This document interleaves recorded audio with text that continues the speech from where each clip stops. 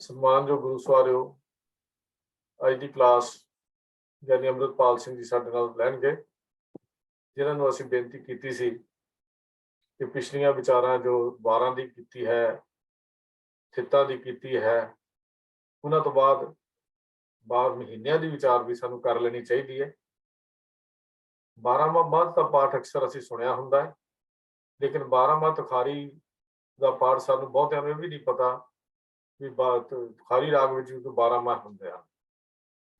ਉਸ ਤੁਖਾਰੀ ਰਾਗ ਦੇ 12 ਮਾਹ ਜੋ ਗੁਰੂ ਨਾਨਕ ਦੇਵ ਮਹਾਰਾਜ ਦੇ ਉਚਾਰਨ ਕੀਤੇ ਹੋਏ ਹਨ, ਉਹਨਾਂ ਦੀ ਵਿਚਾਰ ਅਸੀਂ ਆਰੰਭ ਕਰ ਰਹੇ ਹਾਂ। ਇਹ ਬੇਨਤੀ ਕਰ ਰਿਹਾ ਹਾਂ ਵੀਰ ਗਿਆਨੀ ਅੰਮ੍ਰਿਤਪਾਲ ਸਿੰਘ ਜੀ ਨੂੰ ਕਿ 12 ਮਾਹ ਤੁਖਾਰੀ ਦੀ ਅੱਜ ਤੋਂ ਵਿਚਾਰ ਆਰੰਭ ਕਰਨ, ਔਰ ਵਿਚਾਰਾਂ ਦੀ ਆਰੰਭ ਕਰਨ ਤੋਂ ਪਹਿਲਾਂ ਮੂਲ ਮੰਤਰ ਦੀ ਸਾਂਝ ਸਾਡੇ ਨਾਲ ਕਰ ਲੈਣ ਗਿਆਨੀ ਅੰਮ੍ਰਿਤਪਾਲ ਸਿੰਘ ਜੀ। ਵਾਹਿਗੁਰੂ ਜੀ ਕਾ ਖਾਲਸਾ, ਵਾਹਿਗੁਰੂ ਜੀ ਕੀ ਫਤਿਹ।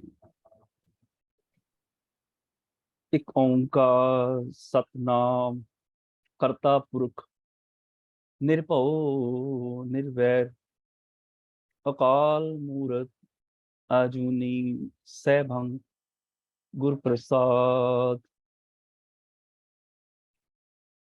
ਸਤਿਗੁਰੂ ਸਾਹਿਬ ਸ੍ਰੀ ਗੁਰੂ ਨਾਨਕ ਦੇਵ ਜੀ ਮਹਾਰਾਜ ਪਾਤਸ਼ਾਹ ਜੀ ਦੇ ਪਾਵਨ ਮੁਖਾਰਬਿੰਦ ਤੋਂ ਉਚਾਰਨ ਅਸੀਂ ਤੁਖਾਰੀ ਰਾਗ ਦੇ ਵਿੱਚ ਦਰਜ 12 ਮਾਹ ਦੀ ਬਾਣੀ ਦੀ ਵਿਚਾਰ ਅੱਜ ਤੋਂ ਆਰੰਭ ਕਰਨ ਜਾ ਰਹੇ ਹਾਂ।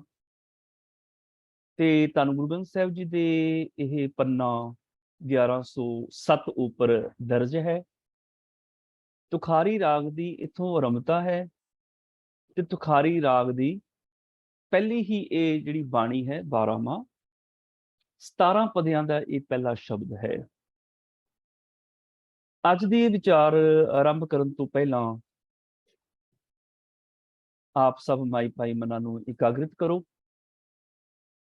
ਸਤਿਕਾਰਯੋਗ ਚੇਅਰਮੈਨ ਸਰਦਾਰ ਹਰਜੀਤ ਸਿੰਘ ਜੀ, ਸਮੁੱਚੇ ਇਸ ਕਲਾਸ ਦੇ ਵਿੱਚ ਹਾਜ਼ਰ ਵਿਦਵਾਨ ਸੱਜਣ, ਉਹਨਾਂ ਦੀ ਵਿਦਵਾਨ ਸੱਜਣਾਂ ਦੀ ਟੀਮ ਅਤੇ ਸਰਬਤ ਸਾਧ ਸੰਗਤ ਨੂੰ ਬਹੁਤ ਹੀ ਪਿਆਰ ਸਹਿਤ ਫਤਿਹ ਪ੍ਰਵਾਨ ਹੋਵੇ ਜੀ। ਵਾਹਿਗੁਰੂ ਜੀ ਕਾ ਖਾਲਸਾ, ਵਾਹਿਗੁਰੂ ਜੀ ਕੀ ਫਤਿਹ।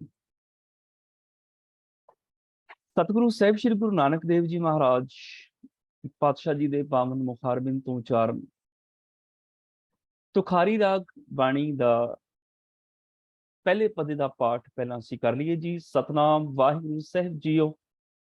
ਤੁਖਾਰੀ ਛੰਦ ਮਹਿਲਾ ਪਹਿਲਾ 12 ਮਹਾ। ਇੱਕ ਓਂਕਾਰ ਸਤਿਗੁਰ ਪ੍ਰਸਾਦ, ਤੂੰ ਸੁਣ ਕਿਰਤ ਕਰਮਾ ਪੁਰਬ ਕਮਾਇਆ, ਸਿਰ ਸਿਰ ਸੁਖ ਸਹਮਾ, ਦੇਹ ਸੋ ਤੂੰ ਭਲਾ। ਹਰ ਰਚਨਾ ਤੇਰੀ ਕਿਆ ਗਤ ਮੇਰੀ, ਹਰ ਬਿਨ ਘੜੀ ਨਾ ਜੀਵਾ, ਪ੍ਰੇ ਬਾਜ ਦੁਹੇਲੀ ਹੋਏ ਨਾ ਬੇਲੀ, ਗੁਰਮੁਖ ਅੰਮ੍ਰਿਤ ਪੀਵਾ। ਰਚਨਾ ਰਾਚ ਰਹੇ ਨਿਰੰਕਾਰੀ, ਪ੍ਰਭ ਮਨ ਕਰਮ ਸੁਕਰਮਾ, ਨਾਨਕ ਪੰਥ ਨਿਹਾਲੇ ਸਾਧਨ, ਤੂੰ ਸੁਣ ਆਤਮ ਰਾਮਾ। ਵਾਹਿਗੁਰੂ ਜੀ ਕਾ ਖਾਲਸਾ, ਵਾਹਿਗੁਰੂ ਜੀ ਕੀ ਫਤਿਹ। ਸਤਿਗੁਰੂ ਸਾਹਿਬ ਸ੍ਰੀ ਗੁਰੂ ਨਾਨਕ ਦੇਵ ਜੀ ਮਹਾਰਾਜ ਪਾਤਸ਼ਾਹ ਜੀ ਦੇ ਪਾਵਨ ਮੁਖਾਰਬਿੰਦ ਤੋਂ ਉਚਾਰਨ ਇਸ ਬਾਣੀ ਦਾ ਨਾਮ ਹੈ 12 ਮਾਹ। 12 ਮਾਹ ਦਾ ਭਾਵ ਹੁੰਦਾ ਹੈ 12 ਮਹੀਨੇ। ਸਤਿਗੁਰੂ ਪਾਤਸ਼ਾਹ ਜੀ ਨੇ ਜ਼ਿੰਦਗੀ ਦੇ ਹਰੇਕ ਪੱਖ ਦੇ ਵਿੱਚ ਜਿਹੋ ਜੀ ਸਿੱਖ ਦੀ ਜ਼ਿੰਦਗੀ ਦੀ ਸਿਚੁਏਸ਼ਨ ਹੈ, ਸਥਿਤੀ ਹੈ, ਉਹਦੇ ਮੁਤਾਬਕ ਉਪਦੇਸ਼ ਕੀਤਾ ਕਿ ਜ਼ਿੰਦਗੀ ਦਾ ਹਰ ਸਮਾਂ ਪ੍ਰਭੂ ਦੀ ਯਾਦ ਲੈ ਕੇ ਆਏ। ਉਹ ਕੋਈ ਵੀ ਸਮਾਂ ਹੋ ਸਕਦਾ ਹੈ। ਜੇ ਉਹ ਖੁਸ਼ੀਆਂ ਦਾ ਸਮਾਂ ਹੈ, ਮਾਨੋ ਵਿਆਹ ਰੱਖਿਆ ਪੁੱਤਰ ਦਾ, ਵਿਆਹ ਰੱਖਿਆ ਧੀ ਦਾ। ਜੇ ਪੁੱਤਰ ਦਾ ਵਿਆਹ ਰੱਖਿਆ ਤੇ ਸਤਿਗੁਰੂ ਪਾਤਸ਼ਾਹ ਨੇ ਕਹਿ ਦਿੱਤਾ ਕਿ ਘੋੜੀਆਂ ਗਾਣੀਆਂ, ਰੱਬ ਦੀ ਸਿਫਤ ਗਾ ਲਈ, ਆ ਤੈਨੂੰ ਘੋੜੀਆਂ ਦੀ ਬਾਣੀ ਦੇ ਦਿਆਂ। ਘੋੜਿਆਂ ਦੀ ਬਾਣੀ ਦੇ ਦਿੱਤੀ। ਜੇ ਧੀ ਦਾ ਵਿਆਹ ਰੱਖਿਆ ਤੇ ਧੀ ਦੇ ਵਿਆਹ ਤੇ ਸੋਹਲੇ ਗਾਏ ਜਾਂਦੇ ਨੇ, ਸਤਿਗੁਰੂ ਨੇ ਸੋਹਲੇ ਦੀ ਬਾਣੀ ਦੇ ਦਿੱਤੀ, ਆ ਰੱਬ ਦੀ ਯਾਦ ਵਿੱਚ ਜੁੜ ਜਾ। ਮੌਤ ਹੋਈ ਤੇ ਸੱਦ ਦੀ ਬਾਣੀ ਦੇ ਦਿੱਤੀ ਕਿ ਸੱਦਾ ਵੀ ਆਉਣੇ। ਜੇ ਕੋਈ ਧਾਹਾਂ ਮਾਰਦਾ ਹੈ, ਅਲਾੜੀਆਂ ਪਾਉਂਦਾ ਹੈ, ਸਤਿਗੁਰੂ ਨੇ ਅਲਾੜੀਆਂ ਦੀ ਬਾਣੀ ਦੇ ਦਿੱਤੀ, ਐ ਲੈ ਫੜ ਅਲਾੜੀਆਂ, ਰੱਬ ਦੀ ਯਾਦ ਵਿੱਚ ਜੁੜ ਜਾਏਗੀ। 6 ਰੁੱਤਾਂ ਆਈਆਂ, ਰੁੱਤੀ ਦੀ ਬਾਣੀ ਦੇ ਦਿੱਤੀ ਕਿ ਕੋਈ ਵੀ ਰੁੱਤ ਆਏ ਰੱਬ ਦੀ ਯਾਦ ਲੈ ਕੇ ਆਏ। 12 ਮਹੀਨੇ ਆਏ, 12 ਮਾਹ ਦੀ ਬਾਣੀ ਦੇ ਦਿੱਤੀ ਕਿ ਕੋਈ ਵੀ ਮਹੀਨਾ ਆਏ ਰੱਬ ਦੀ ਯਾਦ ਆਵੇ ਤੇਰੀ ਜ਼ਿੰਦਗੀ 'ਚ। 15 ਥਿੱਤਾਂ ਆਈਆਂ, 15 ਤਿੱਥਾਂ ਆਈਆਂ ਤੇ ਥਿੱਤੀ ਦੀ ਬਾਣੀ ਦੇ ਦਿੱਤੀ, ਕੋਈ ਵੀ ਨਵੀਂ ਤਿੱਥ ਆਏ ਰੱਬ ਦੀ ਯਾਦ ਲੈ ਕੇ ਆਏ। 7 ਵਾਰ ਆਏ, ਐਤ ਸੋਮ ਮੰਗਲ ਬੁੱਧ ਵੀਰ ਸ਼ੁਕਰ ਸ਼ਨੀ, ਸਤਿਗੁਰੂ ਨੇ 7 ਵਾਰ ਦੀ ਬਾਣੀ ਦੇ ਦਿੱਤੀ, ਕੋਈ ਵੀ ਨਵਾਂ ਵਾਰ ਆਏ ਰੱਬ ਦੀ ਯਾਦ ਲੈ ਕੇ ਆਏ। ਦਿਨ ਆਇਆ, ਰਾਤ ਆਈ, ਦਿਨ ਰਹਿਣ ਦੀ ਬਾਣੀ ਦੇ ਦਿੱਤੀ। ਇੱਕ ਦਿਨ ਵਿੱਚ 4 ਪਹਿਰ, ਇੱਕ ਰਾਤ ਵਿੱਚ 4 ਪਹਿਰ ਆਏ, ਪਹਿਰਿਆਂ ਦੀ ਬਾਣੀ ਦੇ ਦਿੱਤੀ। ਬਲਕਿ ਬੜਾ ਸਪਸ਼ਟ ਕਹਿ ਦਿੱਤਾ ਵੀ ਕੋਈ ਸਾਹ ਖਾਲੀ ਜਾਏ ਨਾ, ਸਾਸ ਸਾਸ ਸਿਮਰੋ ਗੋਬਿੰਦ, ਮਨ ਅੰਤਰ ਕੀ ਉਤਰੈ ਚਿੰਨ। ਇਹ ਗੱਲ ਵੱਖਰੀ ਕਿ ਦਿਨ ਰਹਿਣ ਦੀ ਬਾਣੀ ਸਾਨੂੰ ਹਰ ਰੋਜ਼ ਯਾਦ ਨਹੀਂ ਰਹਿੰਦੀ। 7 ਵਾਰ ਦੀ ਬਾਣੀ ਸਾਨੂੰ ਹਰ ਇੱਕ ਨਵੇਂ ਦਿਨ ਵਾਰ ਦੀ ਬਾਣੀ ਸਾਨੂੰ ਯਾਦ ਨਹੀਂ ਰਹਿੰਦੀ। 15 ਤਿਥਾਂ ਨੇ ਉਹਨਾਂ ਦੇ ਮੁਤਾਬਕ ਥਿੱਤੀ ਦੀ ਬਾਣੀ ਸਾਨੂੰ ਯਾਦ ਨਹੀਂ ਰਹਿੰਦੀ। 6 ਰੁੱਤਾਂ ਹੁੰਦੀਆਂ ਨੇ, ਹਰ 2 ਮਹੀਨੇ ਬਾਅਦ ਇੱਕ ਨਵੀਂ ਰੁੱਤ, ਸਾਨੂੰ ਉਹ ਰੁੱਤੀ ਦੀ ਬਾਣੀ ਯਾਦ ਨਹੀਂ ਰਹਿੰਦੀ। ਪਰ ਮਹੀਨੇ ਦੀ ਬਿਲਕੁਲ ਨਹੀਂ ਭੁੱਲਦੀ, ਸੰਗਰਾਂਦ ਨਹੀਂ ਭੁੱਲਦੀ, ਸਾਨੂੰ 12 ਮਾਹ ਨਹੀਂ ਭੁੱਲਦਾ, ਉਹ ਸਾਨੂੰ ਯਾਦ ਹੈ। ਜੇ ਉਹ 12 ਮਾਹ ਯਾਦ ਹੈ ਤੇ ਰੁੱਤੀ ਵੀ ਯਾਦ ਹੋਣੀ ਚਾਹੀਦੀ ਹਰ 2 ਮਹੀਨੇ ਬਾਅਦ। ਹਰ ਰੋਜ਼ ਥਿੱਤੀ ਤੇ ਹਰ ਰੋਜ਼ ਵਾਰ ਦੀ ਬਾਣੀ ਵੀ ਯਾਦ ਰਹਿਣੀ ਚਾਹੀਦੀ ਹੈ। ਇਸ ਤਰ੍ਹਾਂ ਲੱਗਦਾ ਸੀ ਸੰਗਰਾਂਦੀ ਸਿੱਖ ਬਣ ਗਏ ਆ ਵੀ ਮਹੀਨੇ 'ਚ ਇੱਕ ਦਿਨ ਰੱਬ ਨੂੰ ਯਾਦ ਕਰਨਾ ਹੈ, ਬਾਕੀ ਦਿਨ ਨਹੀਂ ਕਰਨਾ। ਖੈਰ ਇੱਕ ਅਲੱਗ ਵਿਸ਼ਾ। ਸਤਿਗੁਰੂ ਪਾਤਸ਼ਾਹ ਨੇ ਜਿਹੜੀ 12 ਮਾਹ ਦੀ ਬਾਣੀ ਉਚਾਰੀ, ਇਨ ਬਿਨ ਉਸੇ ਤਰਜ ਤੇ ਜਿਵੇਂ ਰੁੱਤੀ ਹੈ, ਜਿਵੇਂ ਥਿੱਤੀ ਹੈ, ਜਿਵੇਂ ਵਾਰ, ਭਾਵ ਰੱਬ ਦੇ ਮਿਲਾਪ ਦੀਆਂ ਜੁਗਤੀਆਂ ਦਿੱਤੀਆਂ ਨੇ। ਜੇ ਸਤਿਗੁਰੂ ਗੁਰੂ ਅਰਜਨ ਦੇਵ ਪਾਤਸ਼ਾਹ ਜੀ ਨੇ ਮਾਝ ਰਾਗ ਅੰਦਰ ਬਾਣੀ 12 ਮਾਹ ਰਚੀ ਤੇ ਉਹ ਜਿਹੜੇ 12 ਮਹੀਨੇ ਨੇ 12 ਪੌੜੀਆਂ ਨੇ ਰੱਬ ਤੱਕ ਪਹੁੰਚਣ ਦੀਆਂ। ਚੇਤੇ ਕਰਨ ਤੋਂ ਲੈ ਕੇ ਮਿਲਾਪ ਤੱਕ ਦਾ ਉਹ ਸਫ਼ਰ ਹੈ। ਚੇਤ ਗੋਬਿੰਦ ਅਰਾਧੀਆ ਤੋਂ ਲੈ ਕੇ ਫਲ ਗੁਣ ਆਨੰਦ ਉਪਾਰਜਨਾ ਹਰ ਸੱਜਣ ਪ੍ਰਗਟੇ ਆਏ ਤੱਕ ਹੈ ਉਹ। ਯਾਦ ਤੋਂ ਲੈ ਕੇ ਮਿਲਾਪ ਤੱਕ। ਜ਼ਰੂਰੀ ਨਹੀਂ ਕਿ ਫੱਗਣ ਦਾ ਮਹੀਨਾ ਚੱਲ ਰਿਹਾ ਹੋਵੇ ਤੇ ਬੰਦਾ ਕਹੇ ਅੱਜ ਮੈਂ ਫੱਗਣ ਦੇ ਵਿੱਚ ਆ ਗਿਆ। ਹੋ ਸਕਦਾ ਕੁਝ ਲੋਕ ਚੇਤ ਤੇ ਹੀ ਖੜੇ ਹੋਣ, ਕੁਝ ਵਿਸਾਖ 'ਚ ਪਹੁੰਚ ਗਏ ਹੋਣ, ਕੁਝ ਜੇਠ 'ਚ ਤੁਰੇ ਫਿਰਦੇ ਹੋਣ। ਆਪਣੇ ਆਪ ਨੂੰ ਪਰਚੋੜਨਾ ਪਏਗਾ ਵੀ ਮੈਂ ਕਿਹੜੇ ਮਹੀਨੇ 'ਚ ਖੜਾ ਹਾਂ। ਕੀ ਮੈਂ 12ਵੇਂ ਮਹੀਨੇ ਮਿਲਾਪ ਦੇ ਮਹੀਨੇ 'ਚ ਪਹੁੰਚ ਗਿਆ? ਮੇਰੀ ਜ਼ਿੰਦਗੀ 'ਚ ਫੱਗਣ ਆ ਗਿਆ? ਕਿਤੇ ਤੇ ਨਹੀਂ ਮੇਰੀ ਜ਼ਿੰਦਗੀ 'ਚ ਚੇਤ ਵੀ ਨਹੀਂ ਆਇਆ, ਅਜੇ ਤੱਕ ਰੱਬੀ ਚੇਤਨ ਆਇਆ ਹੋਵੇ, ਉਹਦੀ ਯਾਦ ਹੀ ਨਾ ਬਣੀ ਹੋਵੇ। ਇਸ ਕਰਕੇ ਇਹ ਆਤਮਿਕ ਜੀਵਨ ਦੀਆਂ ਅਵਸਥਾਵਾਂ ਦੀਆਂ ਪੌੜੀਆਂ ਨੇ ਇਹ, ਜਿਨ੍ਹਾਂ ਨੂੰ ਸਤਿਗੁਰੂ ਪਾਤਸ਼ਾਹ ਜੀ ਨੇ ਨਾਮ ਦੇ ਦਿੱਤੇ।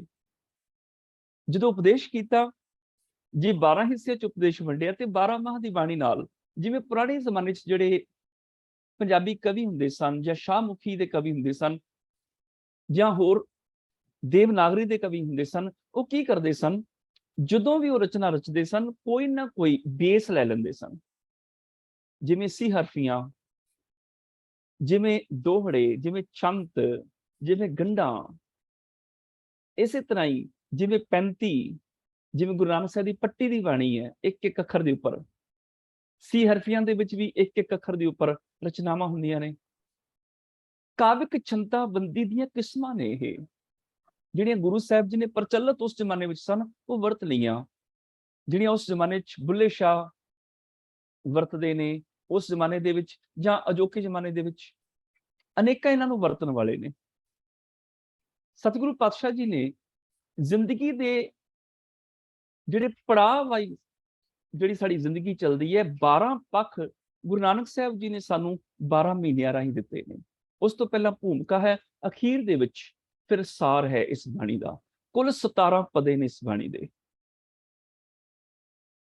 ਔਰ ਸਤਿਗੁਰੂ ਪਾਤਸ਼ਾਹ ਜੀ ਨੇ ਮਨੁੱਖਾ ਜ਼ਿੰਦਗੀ ਦੇ ਵਿੱਚ ਕਿਵੇਂ ਰੱਬੀ ਮਿਲਾਪ ਹਾਸਲ ਹੋਵੇ, ਕਿਵੇਂ ਰੱਬੀ ਮਿਲਾਪ ਆਏ, ਇਸ ਸੰਬੰਧੀ ਸਤਿਗੁਰੂ ਪਾਤਸ਼ਾਹ ਨੇ ਇੱਕ ਇੱਕ ਪੌੜੀ ਸਾਨੂੰ ਉਪਦੇਸ਼ ਕੀਤਾ ਹੈ। 12 ਮਾਹ ਭਾਵ 12 ਮਹੀਨੇ ਜ਼ਿੰਦਗੀ ਦੀਆਂ 12 ਉਹ ਅਵਸਥਾਵਾਂ ਜਿਨ੍ਹਾਂ ਅਵਸਥਾ ਵਿੱਚੋਂ ਗੁਜ਼ਰ ਕੇ ਅਸੀਂ ਰੱਬ ਦੇ ਵਿੱਚ ਮਿਲਾਪ ਹਾਸਲ ਕਰਨਾ ਹੈ। ਕੋਈ ਕਿਹੜੇ ਮਹੀਨੇ ਤੇ ਖੜਾ ਹੈ, ਉਹ ਆਪਣੀ ਪਰਚੋਲਾਪ ਕਰ ਸਕਦਾ ਹੈ। ਉਸ ਤੋਂ ਪਹਿਲਾਂ ਸਤਿਗੁਰੂ ਪਾਤਸ਼ਾਹ ਜੀ ਨੇ ਇੱਕ ਭੂਮਿਕਾ ਦਿੱਤੀ। ਤੁਖਾਰੀ ਰਾਗ ਦਾ ਨਾਮ ਹੈ, ਭਾਵ ਇਸ ਸ਼ਬਦ ਨੂੰ ਤੁਖਾਰੀ ਰਾਗ ਵਿੱਚ ਗਾਉਣਾ ਹੈ। ਛੰਤ ਛੰਤਾਂ ਦੀ ਇਹ ਬਾਣੀ ਹੈ। ਮਹਿਲਾ ਪਹਿਲਾ, ਭਾਵ ਪਹਿਲੇ ਸਰੀਰ ਪਹਿਲੇ ਮਹਿਲ ਗੁਰੂ ਨਾਨਕ ਸਾਹਿਬ ਜੀ ਦੇ ਮੁਖਾਰਬਿੰਦ ਤੋਂ ਉਚਾਰਨ ਇਹ ਬਾਣੀ ਹੈ। 12 ਮਾਹ, ਭਾਵ 12 ਮਹੀਨਿਆਂ ਵਾਲੀ ਇਹ ਬਾਣੀ, ਜਿਹਦਾ ਨਾਮ 12 ਮਾਹ ਰੱਖਿਆ ਗਿਆ ਹੈ। ਸਤਿਗੁਰੂ ਪਾਤਸ਼ਾਹ ਜੀ ਨੇ ਸਿਰਲੇਖ ਦੇ ਦਿੱਤਾ। ਸੰਖੇਪ ਮੰਗਲਾਚਰਨ ਹੈ। ਇੱਕ ਓੰਕਾਰ ਸਤ ਗੁਰ ਪ੍ਰਸਾਦ। ਅਕਾਲ ਪੁਰਖ ਇੱਕ ਹੈ, ਉਹ ਸਰਵ ਵਿਆਪਕ ਹੈ, ਸਾਰਿਆਂ ਚ ਰਵਿਆ ਹੋਇਆ ਹੈ ਔਰ ਸਦੀਵ ਸੱਚਾ ਹੈ ਅਤੇ ਗੁਰੂ ਜੀ ਦੀ ਮਿਹਰਮਤ ਦੇ ਸਦਕਾ ਪ੍ਰਾਪਤ ਹੁੰਦਾ ਹੈ। ਇਹ ਮੰਗਲਾਚਰਨ ਦਾ ਸੰਖੇਪ ਰੂਪ ਹੈ। ਹਾਲਾਂਕਿ ਹੱਥ ਲਿਖ ਪ੍ਰਾਚੀਨ ਜਿਹੜੀਆਂ ਬੀੜਾਂ ਨੇ, ਉਹਨਾਂ ਵਿੱਚ ਇਹ ਮੰਗਲ ਪੂਰਾ ਮਿਲਦਾ ਹੈ। ਆਰੰਭਤਾ ਦੇ ਵਿੱਚ ਇੱਕ ਓਂਕਾਰ ਤੋਂ ਲੈ ਕੇ ਗੁਰਪ੍ਰਸਾਦ ਤੱਕ ਪਹਿਲਾਂ ਪੂਰਾ ਮੰਗਲ ਹੈ, ਫਿਰ ਉੱਥੇ ਹੈ ਰਾਗ ਤੁਖਾਰੀ, ਬਕਾਇਦਾ ਰਾਗ ਦਾ ਨਾਮ ਹੈ ਉੱਥੇ। ਉਸ ਤੋਂ ਬਾਅਦ ਮਹਿਲਾ ਪਹਿਲਾ ਆਉਂਦਾ ਹੈ, ਫਿਰ ਆਉਂਦਾ ਹੈ ਛੰਤ, ਫਿਰ ਆਉਂਦਾ ਹੈ 12 ਮਾਹ। ਇਸ ਤਰ੍ਹਾਂ ਹੈ। ਔਰ ਪ੍ਰਿੰਟਡ ਬੀੜਾਂ ਦੇ ਵਿੱਚ ਜਿਵੇਂ ਆਪ ਜੀ ਦੇਖ ਰਹੇ ਹੋ, ਸੰਖੇਪ ਮੰਗਲ ਹੈ। ਇੱਕ ਓਂਕਾਰ ਸਤ ਗੁਰਪ੍ਰਸਾਦ।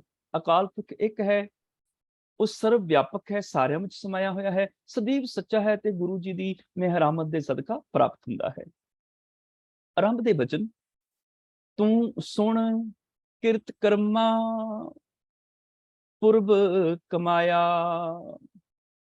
ਸੁਣਨ ਦੇ ਨਾਣੇ ਨੂੰ ਸਿਹਾਰੀ ਹੈ ਤੇ ਜਿੱਥੇ ਹੁਕਮੀ ਭੁਗਤ ਕਾਲ ਮੱਧਮ ਪੁਰਖ ਇੱਕ ਵਚਨ ਦੀ ਕਿਰਿਆ ਆਉਂਦੀ ਹੈ, ਉੱਥੇ ਜਾਂ ਤੇ ਕਿਰਿਆ ਦੇ ਅਖੀਰ ਤੇ ਸਿਹਾਰੀ ਲੱਗ ਜਾਂਦੀ ਹੈ ਜਾਂ ਔਂਕੜ ਲੱਗ ਜਾਂਦੀ ਹੈ। ਕਈ ਥਾਵਾਂ ਤੇ ਸੁਣ ਦੇ ਨਾਣੇ ਨੂੰ ਔਂਕੜ ਵੀ ਮਿਲਦੀ ਹੈ, ਭਾਵ ਤੂੰ ਸੁਣ। ਏਦਾਂ ਹੀ ਸਿਹਾਰੀ ਹੈ, ਤੂੰ ਸੁਣ, ਭਾਵ ਹੇ ਹਰੀ, ਹੈ ਪ੍ਰਭੂ ਤੂੰ ਸੁਣ, ਮੇਰੀ ਗੱਲ ਨੂੰ ਸੁਣ, ਮੈਂ ਕੁਛ ਕਹਿ ਰਿਹਾ ਹਾਂ। ਯਕ ਅਰਜ ਗੁਫਤਮ ਪੇਸ਼ ਤੋਂ ਦਰਗੋਸ਼ ਕੁਨ ਕਰਤਾਰ। हे प्रभु मेरी आवाज ਨੂੰ, ਮੇਰੀ ਬੇਨਤੀ ਨੂੰ ਸੁਣੇ। ਤੂੰ ਸੁਣ ਕਿਰਤ ਕਰਮਾ ਪੁਰਬ ਕਮਾਇਆ। ਕਿਰਤ मैंने ਕੀਤੇ ਹੋਏ, ਕਰਮਾ मैंने ਕਰਮ, ਬਹੁਤ ਸਾਰੇ ਕਰਮ ਕੀਤੇ ਹੋਏ, ਬਹੁਤ ਸਾਰੇ ਕਰਮ। ਕਦੋਂ ਕੀਤੇ ਕਰਮ? ਉਹ ਪੁਰਬ ਦੇ ਬੱਬੇ ਨੂੰ ਆ ਗਈ ਸਿਹਾਰੀ। ਪੁਰਬ ਵਿੱਚ, ਪੁਰਬ ਦਾ ਅਰਥ ਹੁੰਦਾ ਪਿਛਲਾ, ਪਾਸਟ, भूतकाल। मेरे आने से पूर्व में जा चुके थे। पूर्व मैंने पहला, ਤੇ ਇੱਥੇ ਪੂਰਬ ਦੇ ਬੱਬੀ ਨੂੰ ਆ ਗਈ ਸਿਹਾਰੀ। ਪੂਰਬ ਵਿੱਚ, ਪਿਛਲੇ ਸਮੇਂ ਦੇ ਵਿੱਚ, ਪਿਛਲੇ ਸਮੇਂ ਦੇ ਵਿੱਚ, ਪਾਸਟ ਵਿੱਚ। ਤੇ ਜਿਹੜਾ ਪਾਸਟ ਹੈ ਨਾ ਪੁਰਬ, ਇਹ ਪਾਸਟ 1 ਸੈਕਿੰਡ ਪਹਿਲਾਂ ਵੀ ਹੋ ਸਕਦਾ ਹੈ, 1 ਮਿੰਟ ਪਹਿਲਾਂ ਵੀ ਹੋ ਸਕਦਾ ਹੈ, 1 ਦਿਨ ਪਹਿਲਾਂ ਵੀ ਹੋ ਸਕਦਾ ਹੈ, 1 ਮਹੀਨਾ, 1 ਸਾਲ ਪਹਿਲਾਂ ਵੀ ਹੋ ਸਕਦਾ ਹੈ, 10, 20, 50 ਸਾਲ ਵੀ ਪਹਿਲਾਂ ਹੋ ਸਕਦਾ ਹੈ। ਇੱਥੇ ਸਿਰਫ ਪੁਰਬ ਦੀ ਗੱਲ ਹੈ, ਪਾਸਟ, ਪਿਛਲੇ ਦੀ ਬਸ। ਇਸ ਤੋਂ ਉੱਤੇ ਕੋਈ ਗੱਲ ਨਹੀਂ ਹੈ। ਪਿਛਲੇ ਕਮਾਇਆ, ਭਾਵ ਜਿਹੜੇ ਤੂੰ ਪਹਿਲੇ ਕਰਮ ਕੀਤੇ ਸਨ, ਜੀਵ ਨੇ ਜਿਹੜੇ ਪਹਿਲੇ ਕਰਮ ਕੀਤੇ ਸਨ। हे ਪ੍ਰਭੂ ਤੂੰ ਸੁਣ, ਤੂੰ ਸੁਣ ਕਿਰਤ ਕਰਮਾ ਪੁਰਬ ਕਮਾਇਆ। ਪਿਛਲੇ ਕੀਤੇ ਹੋਏ ਕਰਮਾਂ ਦੀ ਜਿਹੜੀ ਕਮਾਈ ਕੀਤੀ, ਜੋ ਪਿਛਲੇ ਕਰਮ ਕਮਾਏ ਹੋਏ ਨੇ, ਜਿਹੜੇ ਵੀ ਪਿਛਲੇ ਕਰਮ ਕਮਾਏ। ਯਾਦ ਰੱਖਿਓ, ਜਿਹੜੇ ਵੀ ਮਨੁੱਖ ਨੇ ਕਰਮ ਕਮਾਏ ਨੇ, ਉਹਨਾਂ ਕਰਮਾਂ ਤੋਂ ਮਨੁੱਖ ਕਦੀ ਭੱਜ ਨਹੀਂ ਸਕਦਾ, ਕਰਮਾਂ ਤੋਂ ਦੌੜ ਨਹੀਂ ਸਕਦਾ ਹੈਗਾ। ਉਹ ਕਰਮ ਇਸ ਜੀਵ ਨੂੰ ਭੋਗਣੇ ਹੀ ਪੈਣਗੇ। ਬੰਦਾ ਸੋਚਦਾ ਹੈ ਕਿ ਮੇਰੇ ਕੋਲ ਬਹੁਤ ਕੁਛ ਹੈ, ਧਨ ਦੌਲਤ, ਜ਼ਮੀਨ ਜਾਇਦਾਦ, ਕਿੰਨਾ ਕੁਛ ਹੈ ਮੇਰੇ ਕੋਲ, ਮੈਂ ਇਹਨਾਂ ਸਾਰੀਆਂ ਚੀਜ਼ਾਂ ਦਾ ਮਾਲਕ ਹਾਂ।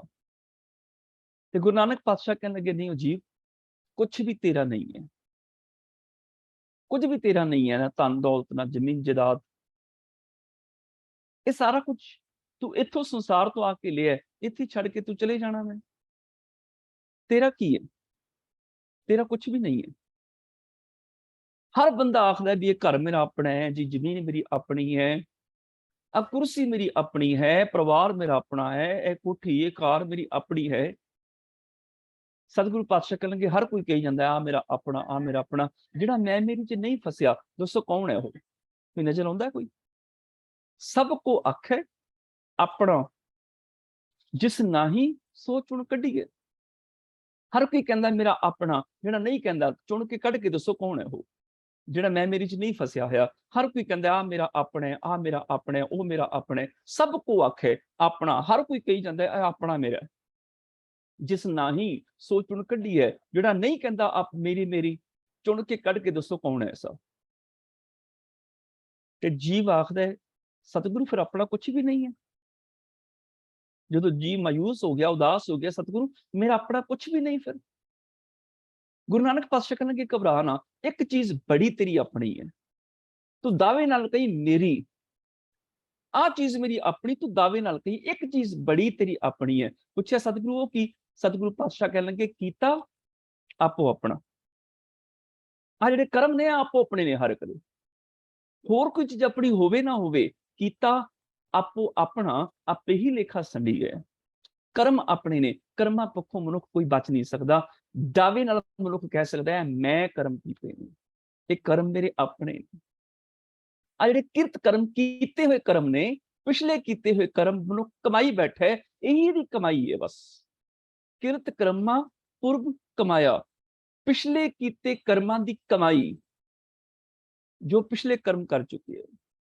ਕਈ ਵਾਰੀ ਕੀ ਹੁੰਦਾ, ਬੰਦਾ ਧਰਮ ਦੀ ਦੁਨੀਆ ਵਿੱਚ ਆ ਜਾਂਦਾ ਹੈ ਔਰ ਕਹਿੰਦਾ ਵੀ ਹਾਂ ਜੀ ਆਪਣਾ ਤੇ ਕੁਝ ਵੀ ਨਹੀਂ, ਨਾ ਘਰ-ਬਾਰ, ਨਾ ਜ਼ਮੀਨ ਜਾਇਦਾਦ, ਛੱਡ ਕੇ ਤੁਰ ਪੈਂਦਾ ਜੰਗਲ ਪਹਾੜ। ਮੈਂ ਤੇ ਜੀ ਸਭ ਕੁਝ ਛੱਡ ਆਇਆ, ਤਿਆਗ, ਸਭ ਕੁਝ ਛੱਡ ਕੇ ਆ ਗਿਆ। ਪਰ ਇੱਕ ਤਲ ਤੇ ਆ ਕੇ ਵੀ ਰੁਕ ਜਾਂਦਾ ਹੈ। ਜਦੋਂ ਆਪਣਾ ਘਰ-ਬਾਰ ਛੱਡ ਦਿੰਦਾ ਹੈ, ਜ਼ਮੀਨ ਜਾਇਦਾਦ ਛੱਡ ਦਿੰਦਾ ਹੈ, ਧੀਆਂ ਪੁੱਤਰ ਤਿਆਗ ਦਿੰਦਾ ਹੈ, ਸਾਰਾ ਕੁਝ ਤਿਆਗ ਕੇ ਘਰੋਂ ਤੁਰਦਾ, ਪਰ ਇੱਕ ਚੀਜ਼ ਨਾਲ ਲੈ ਕੇ ਤੁਰਦਾ ਘਰੋਂ। ਇੱਕ ਚੀਜ਼ ਨਾਲ ਲੈ ਕੇ ਤੁਰਦਾ, ਉਹ ਹੈ ਬਾਟਾ। ਉਹਨੂੰ ਪਤਾ ਰਸਤੇ 'ਚ ਭੁੱਖ ਵੀ ਲੱਗਣੀ, ਰੋਟੀ ਵੀ ਮੰਗਣੀ ਪੈਣੀ ਹੈ, ਸਬਜ਼ੀ ਪਾਣੀ। ਉਹ ਬਾਟਾ ਘਰੋਂ ਲੈ ਕੇ ਤੁਰਦਾ, ਫਿਰ ਦਰ-ਦਰ ਜਾ ਕੇ ਬਾਟਾ ਅੱਗੇ ਕਰਕੇ ਉਹ ਭੀਖ ਮੰਗਦਾ ਹੈ। ਜੋ ਕੁਝ ਪਾਤਰ ਦੇ ਵਿੱਚ ਆਉਂਦਾ ਹੈ, ਉਹਦੇ ਨਾਲ ਆਪਣੀ ਜ਼ਿੰਦਗੀ ਦਾ ਗੁਜ਼ਾਰਾ ਚਲਾਉਂਦਾ ਹੈ ਕਿ ਮੇਰਾ ਸਰੀਰ ਬਚਿਆ ਰਹੇ। ਸਰੀਰ ਦੇ ਤਲ ਤੇ ਆ ਕੇ ਉਹ ਖੜਾ ਹੋ ਜਾਂਦਾ ਹੈ।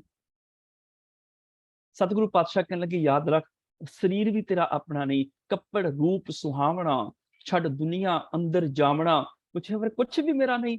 ਸਤਿਗੁਰੂ ਕਹਿਣ ਲੱਗੇ ਇੱਕ ਚੀਜ਼ ਬੜੀ ਤੇਰੀ ਆਪਣੀ ਹੈ, ਕੀਤਾ ਆਪੋ ਆਪਣਾ, ਆਪੇ ਹੀ ਲਿਖਾ ਸੰਡੀਏ। ਇਹ ਜਿਹੜੇ ਕਰਮ ਤੇਰੇ ਆਪਣੇ ਨੇ, ਕਰਮਾਂ ਪੱਖੋਂ ਤੂੰ ਸੁਤੰਤਰ ਹੈ। ਕਰਮੀ ਆਪੋ ਆਪਣੀ, ਕੋਈ ਚੰਗੇ ਕਰਮ ਕਰੇ ਰੱਬ ਦੇ ਨੇੜੇ ਹੋ ਜਾਏ, ਕੋਈ ਬੁਰੇ ਕਰਮ ਕਰੇ ਰੱਬ ਤੋਂ ਦੂਰ ਹੋ ਜਾਏ, ਅਲੱਗ ਗੱਲ ਹੈ। ਪਰ ਕਰਮੀ ਆਪੋ ਆਪਣੀ, ਕਿ ਨੇੜੇ ਕਿ ਦੂਰ, ਕਰਮ ਆਪਣੇ ਨੇ। ਕਰਮਾਂ ਪੱਖੋਂ ਮਨੁੱਖ ਬਿਲਕੁਲ ਸੁਤੰਤਰ ਹੈ।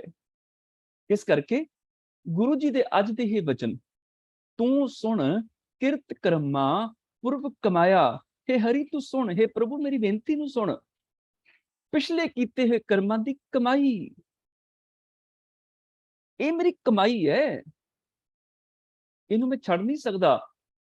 ਤੇ ਜਿਹੋ ਜੀ ਕਮਾਈ ਹੈ ਉਹੋ ਜਿਹਾ ਮੇਰਾ ਜੀਵਨ ਹੈ, ਇਸ ਕਮਾਈ ਤੋਂ ਮੈਂ ਭੱਜ ਨਹੀਂ ਸਕਦਾ। ਅਸੀਂ ਕਹਿੰਦੇ ਨਾ ਲੇਖ ਨਾ ਮਿਟਈ ਹੈ ਸਕੀ ਜੋ ਲਿਖਿਆ ਕਰਤਾਰ, ਤੇ ਇੱਥੇ ਲੇਖ ਨਾ ਮਿਟੀ ਹੈ ਸਕੀ ਦਾ ਮਤਲਬ ਕੀ ਹੈ? ਜੇ ਲਿਖਿਆ ਹੋਇਆ ਰੱਬ ਦਾ ਲੇਖ ਮਿਟਾਇਆ ਹੀ ਨਹੀਂ ਜਾ ਸਕਦਾ, ਜੇ ਅਸੀਂ ਕੁਝ ਕਰ ਹੀ ਨਹੀਂ ਸਕਦੇ, ਰੱਬ ਨੇ ਲੇਖ ਲਿਖ ਦਿੱਤੇ ਵੀ ਆਹ ਹੋਣਾ ਤੇ ਅਸੀਂ ਮੇਟ ਨਹੀਂ ਸਕਦੇ, ਫਿਰ ਇੰਨੀਆਂ ਕੋਸ਼ਿਸ਼ਾਂ ਕਰਨ ਦਾ ਲਾਭ ਕੀ, ਇਹਨੇ ਯਤਨ ਕਰਨ ਦਾ ਲਾਭ ਕੀ ਹੈ? ਫਿਰ ਇਹਨਾਂ ਕੁਝ ਕਰਨ ਦੀ ਲੋੜ ਕੀ ਹੈ? ਜੇ ਮੇਰੇ ਕਰਮਾਂ 'ਚ ਪਾਪ ਲਿਖੇ ਹੀ ਨੇ ਤੇ ਮੈਂ ਪਾਪ ਹੀ ਕਰਾਂਗਾ ਨਾ। ਮੇਰੇ ਕਰਮਾਂ 'ਚ ਕਤਲ ਲਿਖਿਆ, ਮੈਂ ਕਤਲ ਹੀ ਕਰਾਂਗਾ। ਫਿਰ ਮੇਰਾ ਤੇ ਰੋਲ ਨਹੀਂ ਨਾ ਜ਼ਿੰਦਗੀ 'ਚ ਕੋਈ, ਜੋ ਰੱਬ ਨੇ ਲਿਖਿਆ ਉਹ ਕਰ ਰਿਹਾ ਮੈਂ। ਫਿਰ ਇਹਦਾ ਮਤਲਬ ਦੋਸ਼ੀ ਮੈਂ ਨਹੀਂ ਆ। ਜੇ ਮੈਂ ਚੋਰੀ ਕਰਦਾ ਹਾਂ, ਮੇਰੇ ਕਰਮਾਂ 'ਚ ਲਿਖਿਆ ਸੀ ਰੱਬ ਨੇ, ਫਿਰ ਦੋਸ਼ੀ ਤੇ ਰੱਬ ਹੋਇਆ ਨਾ, ਮੈਂ ਥੋੜੇ ਦੋਸ਼ੀ ਹਾਂ। ਜੇ ਮੈਂ ਬੇਈਮਾਨੀ ਕਰ ਰਿਹਾ ਹਾਂ ਤੇ ਰੱਬ ਦੋਸ਼ੀ ਹੈ ਨਾ। ਜੇ ਮੈਂ ਪਾਪ ਕਰ ਰਿਹਾ, ਜੇ ਮੈਂ ਕਿਸੇ ਦਾ ਕਤਲ ਕਰ ਰਿਹਾ, ਫਿਰ ਮੇਰਾ ਕਾਹਦਾ ਦੋਸ਼? ਫਿਰ ਦੋਸ਼ ਤੇ ਰੱਬ ਦਾ ਹੋਇਆ, ਉਹੀ ਕਰਾ ਰਿਹਾ ਨਾ ਸਾਰਾ ਕੁਝ। ਮੈਂ ਤੇ ਕੁਝ ਕਰਨ ਵਾਲਾ ਨਹੀਂ। ਲੇਖ ਨਾ ਮਿਟੀ ਹੀ ਸਕੀ ਜੋ ਲਿਖਿਆ ਕਰਤਾਰ, ਜੋ ਕਰਤਾਰ ਨੇ ਮੇਰੇ ਲਿਖਾਂ 'ਚ ਲਿਖਿਆ ਸੀ ਉਹ ਮੈਂ ਕਰ ਰਿਹਾ ਵਾ। ਉਹ ਲਿਖਿਆ ਲੇਖ ਮਿਟ ਨਹੀਂ ਸਕਦਾ। ਹੁਣ ਉਹ ਲੇਖ ਕਿਹੜਾ ਹੈ? ਉਹ ਲੇਖ ਹੈ ਕਿਰਤ ਕਰਮਾਂ ਪੁਰਬ ਆਇਆ ਲੇਖ, ਪਿਛਲੇ ਕੀਤੇ ਹੋਏ ਕਰਮ, ਆ ਮੇਰੀ ਕਮਾਈ ਹੈ। ਹੁਣ ਇਸ ਕਮਾਈ ਤੋਂ ਮੈਂ ਪਿੱਛਾ ਨਹੀਂ ਛੁਡਾ ਸਕਦਾ, ਖਹਿੜਾ ਨਹੀਂ ਛੁਡਾ ਸਕਦਾ। ਜੋ ਮੈਂ ਲਿਖ ਦਿੱਤਾ ਆਪਣੇ ਕਰਮਾਂ 'ਚ, ਉਹ ਕਰਤਾਰ ਦੇ ਹੁਕਮਾਂ 'ਚ ਮੈਨੂੰ ਭੋਗਣਾ ਪੈਣਾ ਹੈ। हे ਕਰਤਾਰ, ਜੋ ਲੇਖ ਲਿਖ ਦਿੱਤੇ ਨੇ ਉਹ ਮਿਟਣਗੇ ਨਹੀਂ। ਜਿਹੜੇ ਕਰਮ ਮੈਂ ਕਰ ਚੁੱਕਿਆ ਵਾਂ, ਉਹ ਕਰਮ ਮੇਰੇ ਖਤਮ ਨਹੀਂ ਹੋਣਗੇ। ਉਹ ਕਰਮ ਮੇਰੀਆਂ ਆਦਤਾਂ ਬਣ ਗਏ ਨੇ, ਉਹ ਕਰਮ ਮੇਰਾ ਸੰਸਕਾਰ ਬਣ ਗਏ ਨੇ, ਉਹ ਕਰਮ ਮੇਰਾ ਲੇਖ ਹੋ ਗਏ ਨੇ। ਹੁਣ ਮੇਰੇ ਨਾਲ ਹੀ ਚੱਲਣਗੇ, ਲੇਖ ਨਾ ਮਿਟ ਹੀ ਸਕੀ। ਹੁਣ ਉਹ ਲੇਖ ਮਿਟਣਗੇ ਨਹੀਂ ਜਿਹੜੇ ਮੈਂ ਲਿਖ ਬੈਠਾ ਵਾਂ। ਜਿਹੜੇ ਮੈਂ ਕਰਮ ਕਰ ਬੈਠਾ, ਉਹ ਕਰਮ ਮੇਰੇ ਮਿਟਣਗੇ ਨਹੀਂ। ਉਹ ਆਦਤਾਂ ਮੇਰੇ ਨਾਲ ਹੀ ਚੱਲਣਗੀਆਂ, ਮੇਰੇ ਨਾਲ ਹੀ ਰਹਿਣਗੀਆਂ। ਅਸੀਂ ਭਾਰਤ ਛੱਡ ਕੇ ਕੈਨੇਡਾ ਅਮਰੀਕਾ ਚਲੇ ਜਾਈਏ, ਸੁਭਾਅ ਥੋੜੀ ਜਿਹੜੇ ਛੱਡ ਕੇ ਆ ਜਾਂਦੇ ਆ, ਸੁਭਾਅ ਤੇ ਨਾਲ ਹੀ ਚੁੱਕ ਲੈਨੇ ਨਾ। ਜੇ ਇੰਡੀਆ ਮੈਂ ਕ੍ਰੋਧ ਕਰਦਾ ਹਾਂ ਤੇ ਬਾਹਰ ਜਾ ਕੇ ਵੀ ਗੁੱਸਾ ਕਰੀ ਜਾਂਦਾ ਵਾਂ। ਇੰਡੀਆ 'ਚ ਮੇਰੀ ਚੋਰੀ ਦੀ ਆਦਤ ਹੈ ਤੇ ਬਾਹਰ ਜਾ ਕੇ ਵੀ ਮੈਂ ਚੋਰੀ ਕਰੀ ਜਾਵਾਂਗਾ। ਨਾਲ ਹੀ ਆ ਗਏ ਨਾ ਲੇਖ, ਮਿਟਣਗੇ ਨਹੀਂ। ਜਿਹੜੇ ਮੈਂ ਸੰਸਕਾਰ ਬਣਾ ਚੁੱਕੇ ਆਪਣੀ ਜ਼ਿੰਦਗੀ ਦੇ, ਸੁਭਾਅ ਬਣਾ ਚੁੱਕੇ, ਆਪਣੀਆਂ ਆਦਤਾਂ ਬਣਾ ਚੁੱਕੀਆਂ, ਉਹ ਮਿਟਣਗੀਆਂ ਨਹੀਂ। ਉਹ ਮੇਰੀ ਕਮਾਈ ਹੈ, ਉਹ ਕਮਾਈ ਮੈਨੂੰ ਖਰਚਣੀ ਪਏਗੀ। ਹੁਣ ਆਪੇ ਬੀਜ ਆਪੇ ਖਾਓ, ਉਹ ਕਮਾਈ ਮੈਨੂੰ ਖਰਚਣੀ ਪਏਗੀ। ਉਸ ਕਮਾਈ ਤੋਂ ਮੈਂ ਬਚ ਨਹੀਂ ਸਕਦਾ। ਮੈਂ ਇੰਡੀਆ ਤੋਂ ਇੰਗਲੈਂਡ ਆਇਆ, ਜਿਸ ਦਿਨ ਇੰਗਲੈਂਡ ਉਤਰਿਆ ਅਗਲੇ ਦਿਨ ਮੈਂ ਸਟੋਰ ਤੇ ਚਲਾ ਗਿਆ। ਮੇਰੇ ਬੇਟੇ ਦਾ ਫੋਨ ਆ ਗਿਆ, ਪਾਪਾ ਕਿੱਥੇ? ਮੈਂ ਸਟੋਰ ਦੇ ਵਿੱਚ ਨਵੇਂ ਜੁੱਤੇ ਲੈਣ ਆਇਆ ਵਾਂ, ਨਵੇਂ ਸ਼ੂਜ਼ ਲੈਣ ਆਇਆ। ਬੇਟਾ ਆਖਦਾ ਹੁਣੇ ਤੇ ਇੰਡੀਆ ਤੋਂ ਲੈ ਕੇ ਗਏ ਹੋ। ਮੈਂ ਕਿਹਾ ਚੁੱਕੇ ਗਏ ਨੇ ਉਹ ਗੁਰਦੁਆਰੇ ਚੋਂ। ਕਹਿਣ ਲੱਗਾ ਹੈ? ਮੈਂ ਕਿਹਾ ਹਾਂ ਗੁਰਦੁਆਰੇ ਚੋਂ ਚੁੱਕੇ ਗਏ ਨੇ। ਕਹਿਣ ਲੱਗਾ ਹੈ? ਮੈਂ ਕਿਹਾ ਬੇਟੇ ਤੂੰ ਠੀਕ ਸੁਣਿਆ, ਗੁਰਦੁਆਰੇ ਚੋਂ ਮੇਰੀ ਜੁੱਤੀ ਚੁੱਕੀ ਗਈ ਹੈ। ਕਹਿਣ ਲੱਗਾ ਏਦਾਂ ਕਿੱਦਾਂ ਹੋ ਸਕਦਾ ਹੈ? ਇੰਗਲੈਂਡ ਵੀ ਚੋਰੀਆਂ ਹੁੰਦੀਆਂ ਨੇ, ਉੱਥੇ ਵੀ ਲੋਕ ਜੁੱਤੀ ਚੁੱਕ ਲੈਂਦੇ ਨੇ। ਮੈਂ ਕਿਹਾ ਬੇਟਾ ਵੀ ਚਾਚੇ ਚਾਚੇ ਤੇ ਤੇਰੇ ਹੀ ਆਏ ਨੇ ਨਾ, ਬਾਹਰ ਇੰਡੀਆ ਤੋਂ ਆਏ ਨੇ ਨਾ, ਹੁਣ ਆਪਣਾ ਸੁਭਾਅ ਥੋੜੇ ਛੱਡ ਕੇ ਆਏ ਨੇ। ਉੱਥੇ ਵੀ ਸੁਭਾਅ ਸੀ, ਇੱਥੇ ਵੀ ਬਾਹਰ ਆ ਕੇ ਵੀ ਸੁਭਾਅ ਹੈ। ਆਇਆ ਮੇਰੀ ਕਮਾਈ, ਜਿਹੜੇ ਪੂਰਵ ਪਿਛਲੇ ਕੀਤੇ ਹੋਏ ਕਰਮ ਨੇ, ਇਹ ਮੇਰੀ ਕਮਾਈ ਹੈ, ਇਹ ਮੈਂ ਛੱਡਾਂਗਾ ਥੋੜੇ।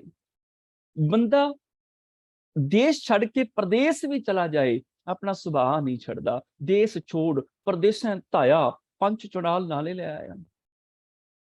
ਚੁੜਾਲ ਇਹ ਨਾਲ ਹੀ ਪੰਜੇ ਨਾਲ ਤੁਰੇ ਫਿਰਦੇ ਨੇ, ਨਾ ਕਾਮ ਛੱਡਿਆ, ਨਾ ਕ੍ਰੋਧ, ਨਾ ਲੋਭ, ਨਾ ਮੋਹ, ਨਾ ਹੰਕਾਰ, ਇਹ ਨਾਲ ਹੀ ਤੁਰੇ ਫਿਰਦੇ ਨੇ। ਇਹ ਜਿਹੜੇ ਕੀਤੇ ਹੋਏ ਕਰਮ, ਹਰ ਰੋਜ਼ ਮੈਂ ਕਰਮ ਕਰੀ ਜਾਂਦਾ, ਉਹ ਮੇਰੀ ਆਦਤ ਬਣ ਜਾਂਦੇ ਨੇ। ਆਦਤ ਪੱਕ ਜਾਂਦੀ ਹੈ, ਮੇਰਾ ਸੰਸਕਾਰ ਬਣ ਜਾਂਦਾ ਹੈ, ਮੇਰਾ ਸੁਭਾਅ ਬਣ ਜਾਂਦਾ ਹੈ। ਫਿਰ ਉਹ ਸੁਭਾਅ ਮੇਰਾ ਜਾਂਦਾ ਨਹੀਂ ਹੈ। ਉਸ ਆਦਤ ਦੇ ਮੁਤਾਬਕ, ਉਹਨਾਂ ਕਰਮਾਂ ਦੇ ਮੁਤਾਬਕ ਮੈਨੂੰ ਫਲ ਵੀ ਭੋਗਣਾ ਪੈਂਦਾ ਹੈ, ਮੈਨੂੰ ਫਲ ਵੀ ਭੋਗਣਾ ਪੈਂਦਾ ਹੈ। ਕੋਈ ਬੰਦਾ ਸੀ ਦਿੱਲੀ ਰਹਿਣ ਵਾਲਾ, ਤੇ ਦਿੱਲੀ ਦੇ ਵਿੱਚ ਐਸੇ ਐਸੇ ਕੰਮ ਕਰਨੇ, ਲੋਕਾਂ ਨੇ ਕਹਿਣਾ ਤੇ ਪੱਕਾ ਮੂਰਖ ਹੈ, ਇਹ ਤਾਂ ਪੱਕਾ ਮੂਰਖ ਹੈ। ਆਖਰ ਉਹ ਦਿੱਲੀੋਂ ਅੱਕ ਗਿਆ, ਅੱਕ ਕੇ ਦਿੱਲੀ ਛੱਡ ਕੇ ਲਾਹੌਰ ਤੁਰ ਪਿਆ। ਕਹਿੰਦਾ ਘਰੋਂ ਨਿਕਲੀਏ, ਜਿਹੜਾ ਆਉਂਦਾ ਇਹੀ ਕਹਿੰਦਾ ਵੀ ਮੂਰਖ ਹੈ, ਬੜਾ ਮੂਰਖ ਹੈ। ਲਾਹੌਰ ਆ ਗਿਆ। ਲਾਹੌਰ ਹੁਣ ਭੁੱਖ ਬੜੀ ਲੱਗੀ ਸੀ, ਤੇ ਕੋਈ ਮਾਤਾ ਬੈਠੀ ਸੀ ਪੱਠੀ ਤੇ। ਕਹਿੰਦਾ ਮਾਤਾ ਏਦਾਂ ਕਰ, ਮੈਨੂੰ ਆ ਰੋਟੀ ਬਣਾ ਦੇ ਥੋੜੀ ਜਿਹੀ, ਮੈਂ ਤੇਰੀ ਪੱਠੀ 'ਚ ਬਾਲਣ ਪਾ ਦੇਣਾ, ਤੂੰ ਮੇਰੀ ਰੋਟੀ ਲਾ ਦੇ ਤਦ ਤੱਕ। ਉਹ ਕਹਿ ਲੱਗੀ ਠੀਕ। ਕਹਿ ਲੱਗੀ ਅਲਾ ਫਲ ਬਾਲਣ ਨਾ ਪਾ ਤੇ ਮੈਂ ਰੋਟੀ ਲਾ ਦੇਣੀ ਹੈ ਤੈਨੂੰ। ਉਹਨੇ ਬਾਲਣ ਇਕੱਠੇ ਚੁੱਕ ਕੇ ਪੱਠੀ 'ਚ ਪਾਤਾ, ਇੱਕੋ ਦਮ ਭਾਂਬੜ ਬਲ ਉੱਠੇ। ਕਹਿ ਲੱਗੀ ਥੋੜਾ ਬਾਲਣ ਪਾ, ਇੰਨਾ ਨਾ ਪਾ। ਉਹਨੇ ਪੱਤਾ ਪੱਤਾ ਪਾਣਾ ਸ਼ੁਰੂ ਕਰ ਦਿੱਤਾ, ਬਾਕੀ ਲੱਕੜਾਂ ਕੱਢ ਦਿੱਤੀਆਂ, ਪੱਤਾ ਪੱਤਾ ਪਾਣ ਲੱਗ ਪਿਆ, ਅੱਗ ਘਟ ਗਈ। ਉਹ ਕਹਿਣ ਲੱਗੀ ਇੰਨਾ ਥੋੜਾ, ਥੋੜਾ ਬਾਲਣ ਤੇ ਪਾ ਵਿੱਚ। ਉਹਨੇ ਹੋਰ ਇਕੱਠਾ ਬਾਲਣ ਪਾਇਆ, ਭਾਂਬੜ ਬਚ ਗਏ। ਕਹਿਣ ਲੱਗਾ ਮੂਰਖਾ ਤੈਨੂੰ ਅਕਲ ਨਹੀਂ ਹੈ? ਕਹਿਣ ਲੱਗਾ ਮਾਤਾ ਹੋਰ ਗੱਲਾਂ ਛੱਡ, ਮੈਂ ਦਿੱਲੀੋਂ ਲਾਹੌਰ ਆ ਗਿਆ, ਇੱਥੇ ਮੈਨੂੰ ਕੋਈ ਨਹੀਂ ਜਾਣਦਾ, ਪਰ ਤੈਨੂੰ ਮੇਰੇ ਨਾਂ ਦਾ ਕਿਵੇਂ ਪਤਾ ਲੱਗ ਗਿਆ? ਮੈਨੂੰ ਸਾਰੇ ਦਿੱਲੀ ਮੂਰਖ ਕਹਿੰਦੇ ਸੀ, ਇੱਥੇ ਤੈਨੂੰ ਮੇਰਾ ਨਾਂ ਕਿਹਨੇ ਦੱਸਿਆ? ਉਹ ਮਾਤਾ ਕਹਿਣ ਲੱਗੀ ਨਾ ਕਿਸੇ ਨੇ ਦੱਸਿਆ, ਤੇਰੀ ਕਰਤੂਤਾਂ ਦੱਸ ਰਹੀਆਂ ਨੇ ਤੂੰ ਮੂਰਖ ਹੈ। ਜਿਹੜੇ ਇੱਥੇ ਮੂਰਖ, ਲਾਹੌਰ ਵੀ ਮੂਰਖ। ਕਿਉਂ? ਕਿਉਂਕਿ ਸੁਭਾਅ ਨਾਲ ਜਾ ਰਿਹਾ ਹੈ, ਸੁਭਾਅ ਨਹੀਂ ਛੱਡਿਆ ਜਾ ਰਿਹਾ। ਉਹ ਮੇਰੀ ਕਮਾਈ ਹੈ, ਜੋ ਕੁਝ ਮੈਂ ਅੱਜ ਤੱਕ ਸਿੱਖਿਆ ਉਹ ਮੇਰਾ ਸੁਭਾਅ ਬਣ ਗਿਆ। ਪਰ ਗੁਰੂ ਜੀ ਆਖਦੇ ਨੇ, ਮੈਂ ਪ੍ਰਭੂ ਨੂੰ ਇੱਕ ਬੇਨਤੀ ਕਰਦਾ ਹਾਂ, ਹੇ ਪ੍ਰਭੂ ਤੂੰ ਸੁਣ, ਹੇ ਪ੍ਰਭੂ ਮੇਰੀ ਇੱਕ ਬੇਨਤੀ ਸੁਣ। ਕਿਰਤ ਕਰਮਾਂ ਪੁਰਬ ਕਮਾਇਆ, ਪਿਛਲੇ ਕੀਤੇ ਕਰਮਾਂ ਦੀ ਕਮਾਈ ਇਕੱਠੀ ਜਿਹੜੀ ਕੀਤੀ ਹੋਈ ਹੈ, ਜੋ ਮੈਂ ਪਹਿਲਾਂ ਕਰਮ ਕਰ ਚੁੱਕਿਆ ਜ਼ਿੰਦਗੀ ਦੇ ਵਿੱਚ, ਉਹ ਮੇਰੀ ਕਮਾਈ ਜਿਹੜੀ ਹੈ। ਸਿਰ ਸਿਰ ਸੁਖ ਸਹਮਾ, ਦੇਹ ਸੋ ਤੂੰ ਭਲਾ, हे प्रभु सिर सिर हरेक सिर उपर ਜਿਹੜੇ ਵੀ ਕਿਸੇ ਨੇ ਪਿਛਲੇ ਕਰਮ ਕੀਤੇ ਨੇ, ਪਿਛਲੇ ਕੀਤੇ ਕਰਮਾਂ ਦੀ ਜਿਹੜੀ ਕਮਾਈ ਉਹ ਇਕੱਠੀ ਕਰੀ ਫਿਰਦਾ ਹੈ, ਹਰੇਕ ਮਨੁੱਖ ਦੇ ਸਿਰ ਦੇ ਉੱਪਰ ਕਿਸੇ ਨੂੰ ਤੂੰ ਦੀ ਕਮਾਈ ਦੇ ਬਦਲੇ ਸੁੱਖ ਦੇ ਦਿੱਤਾ, ਕਿਸੇ ਨੂੰ ਸਹਿਮ ਦੇ ਦਿੱਤਾ। ਸਿਰ ਦੇ ਰਾਰੇ ਨੂੰ ਸਿਆਰੀ, ਸਿਰ ਉੱਤੇ, ਸਿਰ ਸਿਰ ਹਰੇਕ ਜੀਵ ਦੇ ਸਿਰ ਉੱਪਰ, ਹਰੇਕ ਮਨੁੱਖ ਦੇ ਸਿਰ ਦੇ ਉੱਪਰ ਸੁੱਖ ਜਾਂ ਸੁੱਖ ਦੇ ਦਿੱਤੇ, ਸਹਮਾ ਜਾਂ ਸਹਿਮ ਤੇ ਡਰ ਦੁੱਖ ਦੇ ਦਿੱਤੇ। ਦੇਹ ਸੋ ਤੂੰ ਭਲਾ, हे प्रभु तू किसी ਨੂੰ ਸੁੱਖ ਦੇ ਰਿਹਾ, ਕਿਸੇ ਨੂੰ ਦੁੱਖ ਦੇ ਰਿਹਾ, ਫਿਰ ਵੀ ਤੂੰ ਭਲਾ ਹੈ, ਕਿਉਂਕਿ ਤੂੰ ਸਿਰਫ ਉਹਨਾਂ ਦੇ ਕੀਤੇ ਕਰਮਾਂ ਦੀ ਕਮਾਈ ਦਾ ਫਲ ਦੇ ਰਿਹਾ ਹੈ। ਬਸ ਜਿਹੋ ਜਿਹੇ ਮਨੁੱਖ ਨੇ ਕਰਮ ਕੀਤੇ ਨੇ, ਉਹਨਾਂ ਮਨੁੱਖਾਂ ਨੂੰ, ਹਰੇਕ ਸਿਰ, ਹਰੇਕ ਜੀਵ ਨੂੰ ਤੂੰ ਉਹਨਾਂ ਕੀਤੇ ਹੋਏ ਕਰਮਾਂ ਦੇ ਬਦਲੇ ਦੇ ਵਿੱਚ ਜਾਂ ਸੁੱਖ ਦੇ ਰਿਹਾ ਜਾਂ ਦੁੱਖ ਦੇ ਰਿਹਾ। ਭਾਵ ਜਿਹੋ ਜਿਹੇ ਜੀਵ ਦੇ ਕਰਮ ਨੇ, ਉਹ ਜੋ ਸੁੱਖ ਦੁੱਖ ਭੋਗ ਰਿਹਾ ਹੈ। ਜੇ ਉਹ ਚੋਰੀਆਂ ਕਰ ਰਿਹਾ ਹੈ ਤੇ ਰੱਬ ਨੇ ਤੇ ਨਹੀਂ ਕਿਹਾ ਵੀ ਤੂੰ ਚੋਰੀਆਂ ਕਰ, ਤੂੰ ਗੁਰਦੁਆਰੇ ਤੋਂ ਜੁੱਤੀ ਚੁੱਕ ਲਈ, 4 ਜੁੱਤੀਆਂ ਚੁੱਕ ਲਈ, ਇੱਕ ਮੈਨੂੰ ਦੇ ਦੀ, 3 ਤੇਰੀਆਂ, ਲੈ ਕਮਿਸ਼ਨ ਤੈਨੂੰ ਨਾਲ ਦੇਣਾ।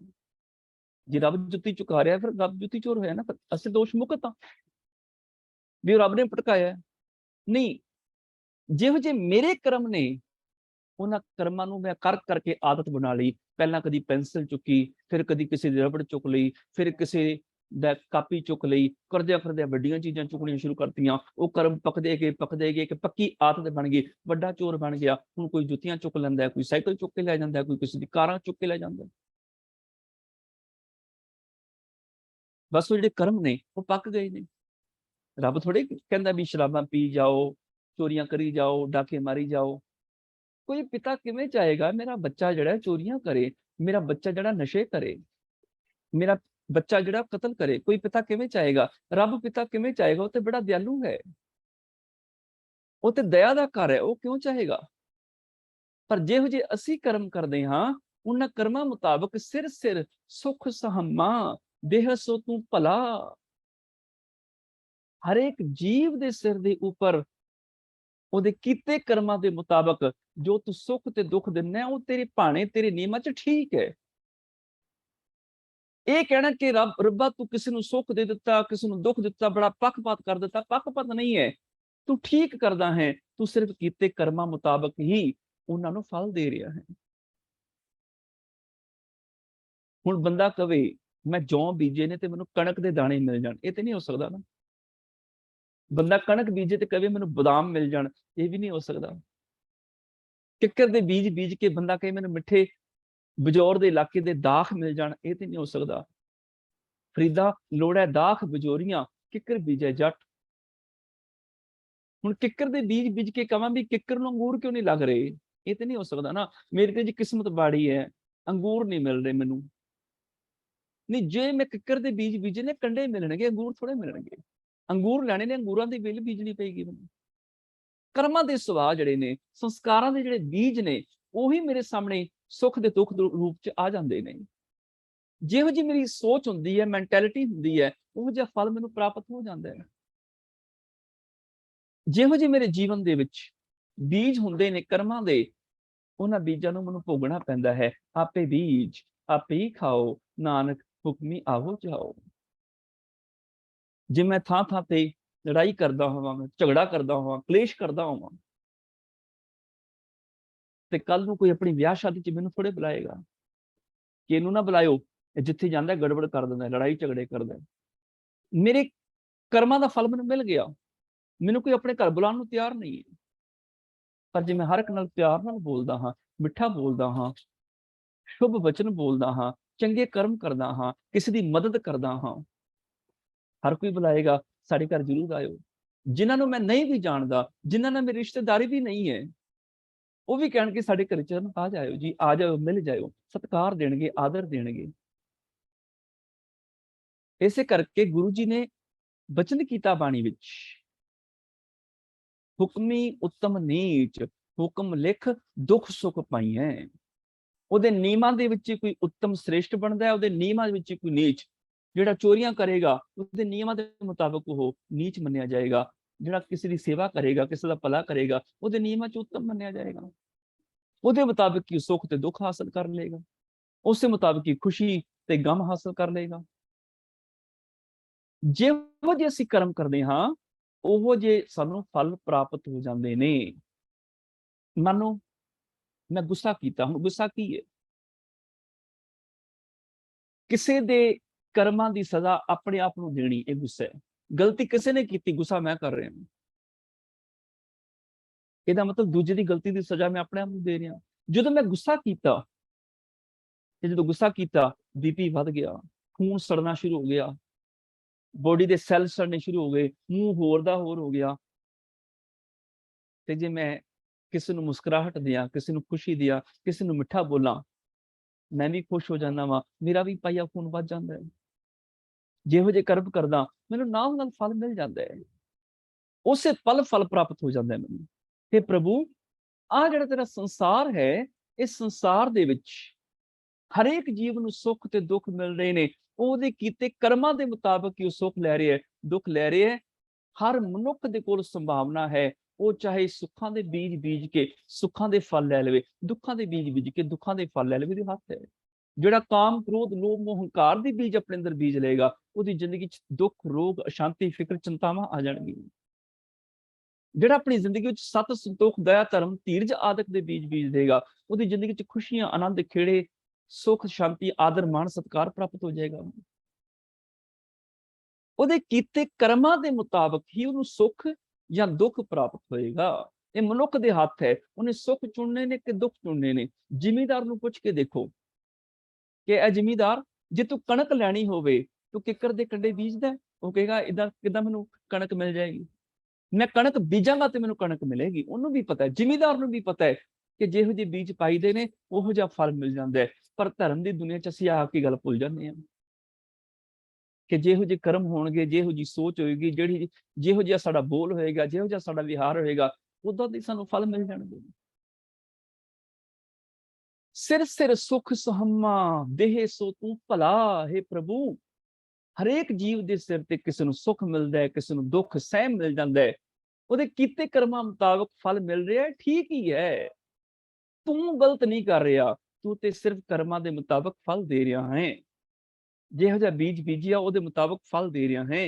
ਹਰ ਰਚਨਾ ਤੇਰੀ, ਕਿਆ ਗਤ ਮੇਰੀ, ਹਰ ਬਿਨ ਘੜੀ ਨਾ ਜੀਵਾ। ਹਰ ਰਚਨਾ ਤੇਰੀ ਹੈ ਪ੍ਰਭੂ, ਤੇਰੀ ਰਚਨਾ ਕਿੱਡੀ ਖੂਬਸੂਰਤ ਹੈ। हे हरि, तेरी रचना, तेरा संसार कितना प्यारा है, कितना सोहना तेरा संसार है। इस जगत दे विच मैनूं कितना कुछ मिलिया, माता पिता मिले, भैण भरा मिले, आंढी गुआंढी मिले, साह लैण लई हवा मिली, पीण लई पानी मिलिया, खाण लई भोजन मिलिया, बनस्पति, मौसमी फल सब्जियां मिलियां, कितना कुछ संसार विच मिलिया। सूरज, चंद्रमा, तारे, सितारे, कितना वड्डा संसार, कितना कुछ दिता। पर इन्नियां दातां लै के हे प्रभु, तेरी दातां दा मैं अंत किवें पा सकदा? जिन्नी कुछ तू मैनूं साह लैण वास्ते हवा दे दित्ती, मैं की अंत पावांगा? घंटे ਲਈ ਡਾਕਟਰ ਆਕਸੀਜਨ ਸਿਲੰਡਰ ਲਗਾਉਂਦਾ ਹੈ, ਉਹ ਕੀਮਤ ਲੈ ਲੈਂਦਾ ਹੈ, ਪਰ ਜਨਮ ਤੋਂ ਲੈ ਕੇ ਹੁਣ ਤੱਕ ਜਿਹੜੇ ਤੂੰ ਸਾਹ ਦਿੱਤੇ ਨੇ, ਮੈਂ ਕੀ ਕੀਮਤ ਲਾਵਾਂਗਾ? ਤੇਰੀ ਰਚਨਾ ਬਾ ਕਮਾਲ ਹੈ। ਕਿੰਨਾ ਪਾਣੀ ਪੀਤਾ ਸਵੇਰ ਜਨਮ ਤੋਂ ਲੈ ਕੇ ਹੁਣ ਤੱਕ, ਪਰ ਤੇਰੇ ਪਾਣੀ ਦਾ ਮੈਂ ਕੀ ਮੁੱਲ ਪਾਵਾਂਗਾ? ਕਿੰਨਾ ਭੋਜਨ ਖਾਦਾ, ਜ਼ਮੀਨ ਦੇ ਵਿੱਚੋਂ ਕਿੰਨੀਆਂ ਸਬਜ਼ੀਆਂ, ਫਲ ਫਰੂਟ ਕੱਢੇ ਉਹ ਖਾਦੇ, ਕਿੰਨਾ ਲੋਹਾ ਸੋਨਾ ਵਰਤਿਆ, ਕਿੰਨੇ ਅਬਰਕ ਵਰਤੇ, ਕਿੰਨਾ ਤੇਲ ਵਰਤਿਆ, ਕਿੰਨੇ ਖਣਿਜ ਵਰਤੇ, ਕਿੰਨਾ ਪੈਟਰੋਲ, ਕਿੰਨੀ ਗੈਸ। ਹਰ ਰਚਨਾ ਤੇਰੀ, ਕਿਆ ਗਤ ਮੇਰੀ, ਮੇਰੀ ਕੀ ਹਾਲ ਹੈ, ਮੇਰੀ ਹਾਲਤ ਕੀ ਹੈ? ਮੈਨੂੰ ਤੇ ਇੰਨਾ ਪਤਾ ਹੈ, ਹਰ ਬਿਨ ਘੜੀ ਨਾ ਜੀਵਾਂ, ਮੈਂ ਤੇਰੇ ਤੋਂ ਬਿਨਾਂ ਇੱਕ ਘੜੀ ਵੀ ਨਹੀਂ ਜੀ ਸਕਦਾ। ਜਿੰਨੇ ਮਰਜ਼ੀ ਮੇਰੇ ਕੋਲ ਸੁੱਖ ਹੋਣ, ਸੰਸਾਰ ਤੇ ਪਦਾਰਥ ਹੋਣ, ਰਚਨਾ ਦੇ ਹਰ ਕੀਮਤੀ ਤੋਂ ਕੀਮਤੀ ਸ਼ੈ ਮੇਰੇ ਘਰ ਵਿੱਚ ਹੋਵੇ, ਪਰ ਜੇ ਤੂੰ ਨਾ ਹੋਵੇਂ, तेरे तो बिना मेरा जीवन नहीं। हे प्रभु, तू सच है, सच तो बिना मैं किवें जिंदगी जीवां? हे प्रभु, तू दया स्वरूप है, मेरे अंदर दया ना होवे तो मैं किवें जिंदगी जीवां? हे प्रभु, तू प्रेम स्वरूप है, प्रेम तो बिना मैं किवें जिंदगी जीवां? दुनिया दे पदार्थ झूठे साबित हो जाते हैं जो तेरे शुभ गुण मेरी जिंदगी च ना होण। तेरी रचना बड़ी प्यारी है, पर तेरी रचना विच जिहड़ा तू रमिया होया है, मैं उहनूं भुल जाना वां। तेरे तो बिना किवें जीवां? चच्चा रचित चित्र है भारी, तज चित्र है चेतो चितकारी चित्र विचित्र। इस संसार रूपी चित्र बड़ा विचित्र है, अद्भुत है, खूबसूरत है। कितनी सोहनी तेरी रचना है, चित्र विचित्र ऐ अवझेरा।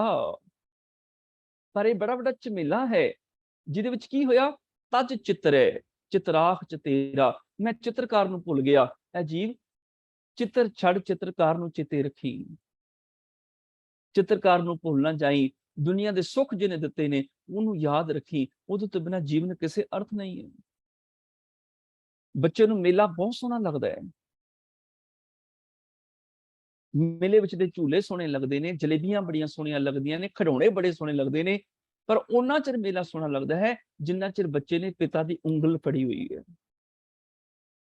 ते जे भरे मेले विच पिता दी उंगल छुट जाए ना, ते बच्चा जिहड़ा उच्ची उच्ची रोंदा है, चीकां मारदा है, ਉਹਨੂੰ कहो तू जलेबियां खा लै, रो ना। ਉਹ ਰੋਣੋਂ नहीं हटदा।